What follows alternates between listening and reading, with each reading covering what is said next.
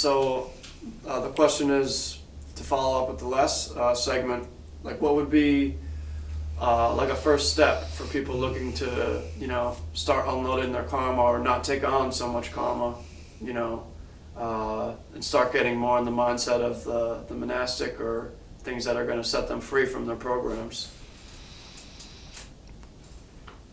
Well, you can study, you can research it, or you can find a teacher you trust, who you know is 100% that. True, 100% true in their life mastery and practice.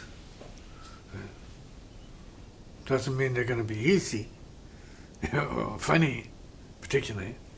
They might be mad, and you have to deal with that. But they can also be compassionate and be straight with you. So you start learning things immediately, even upon contact, of the straightening out of the ways of karma and spirit. It's instantaneous. See?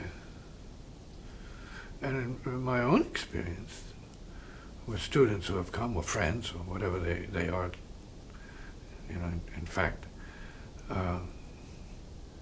some of them say, as maybe in your case, before you even came here, you were already prepping, right? That you were brought to a certain resonance. So resonance can begin in the subtle, with what's happening, and start revealing things and warning you about the changes coming down the pike for you.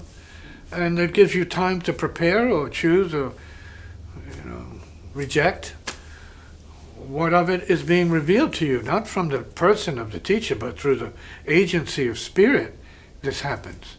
You become informed by spirit about certain peeps. We didn't know each other for years, but you were knowing about it. You were picking up on things that people said. You were tuning into it, see? And you were turning on to it psychically, because you were feeling a connection, and you're still here, see? So there's something to be said about the way spirit works at the subtle level, which then affects you in your sleep and in your dreams, unbeknownst to your ego sometimes, but then, you start to see that you're on a path. You wake up and you say, I'm actually on a path. See? And it's not for other people to tell you you're on the path, although some might know and tell you, but it's for you to discover that along the way, see? And then you have these moments of convincement. You say, oh, you hear something, you see something, and you say, no, wow, this is it. Right? It reaches into you, and you get that shock of trueness. And before you know it, you meet it face to face, and then you have more ultimate sense of judging what it is for yourself, and determining whether or not that's what your next step needs to be. And then you take your steps after that. Then it becomes a question of how much longer do you need to put up with what it is. Right. Comment now. Yeah, no, I mean, it's a beautiful process, and yeah, I mean, grateful to, to be here and to be able to do this, and master it. Yeah. You're mastering it. You're proving to yourself you can let go of BS, bad habits like that. Boom. You prove you can master it. You can see it for what it is and drop it. And choose to be in the space beyond your suffering. Because that's true space. It's beyond suffering. See? Suffering is the absence of true space. See? It's unhappiness. It's not expansion, it's contraction.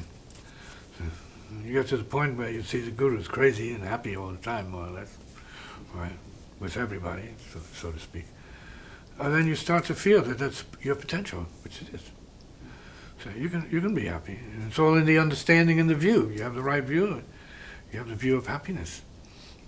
It's not an opinion, it's a view. So you test for your own reality, and then once you have the realization of what it is, that it's proven to you, you proved it to yourself, that you can be happy, then you're liberated from being unhappy. Let's say, maybe in a moment, maybe for a few moments, maybe for a day, maybe for a period of time, and you have to revert back to your suffering, which happens on occasion. You want to go back and smell it for what it was and say, no, can't go back here now. I can't do this anymore.